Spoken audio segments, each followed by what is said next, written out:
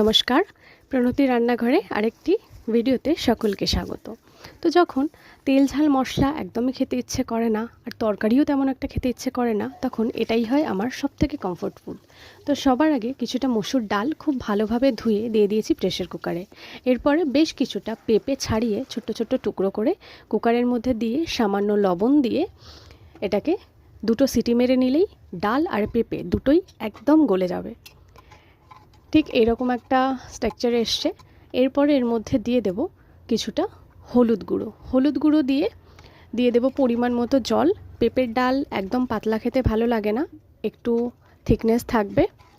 এরপরে কড়াইতে সামান্য তেল গরম করে দিয়ে দিয়েছি ফোড়নে 5 ফোড়ন এবং শুকনো লঙ্কা আর তেজপাতা।